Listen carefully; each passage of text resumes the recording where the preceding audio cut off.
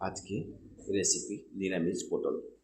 কাঁচা লঙ্কা কেটে রেখেছি, আলু কেটে রেখেছি, পটল কেটে রেখেছি, কড়াই তেল দিয়েছি। কড়াই তেলের মধ্যে জিরে, তেজপাতা, দালচিনি, ফোড়ন দিলাম, আলুগুলো দিলাম। আলুগুলো ভালো করে নেড়ে দেবো। নেড়ে চেড়ে একটু লাল হয়ে গেলে একটুখানি এর মধ্যে পটল দিয়ে দেবো।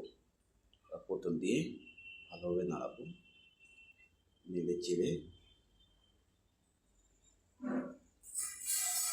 এর হলুদ দিলাম, নুন দিলাম, ভালো করে একটু কষে নেব, যে পটলের জল আলু জলে দিয়ে একটু সিদ্ধ হয়ে যায়। এবারে ঢেকে দিয়েছি।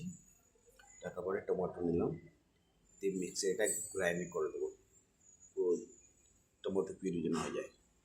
দিয়ে তো পটল আলু অর্ধেক পুরো সিদ্ধ হয়ে গেছে। এবারে এটাকে মিশিয়ে দেবো, দিয়ে নেড়ে চেড়ে একটু ধনা পাতা, একটু হালকা গরম মশলা দিয়ে এটাকে নামিয়ে দেবো। দেবে এটা রুটির সাথে খেতে হবে, ভাতের সাথে খেলে হবে, ওটার সাথে খেলে যে কোনো জিনিস খাবে, নিরামিষ খুব ভালো। অনেকক্ষণ যতক্ষণ জল না মরে ততক্ষণ হয়ে যাবে। এর মধ্যে একটু কালার ভালো দেখার জানার জন্যে একটু কাশ্মীরি লঙ্কা গুঁড়ো দিয়ে দিয়েছি, দেখতে খুব সুন্দর হবে। হালকা যদি মিষ্টি দিয়ে দেবে, অল্প একটু মিষ্টি দিলে আরও ভালো থাকবে।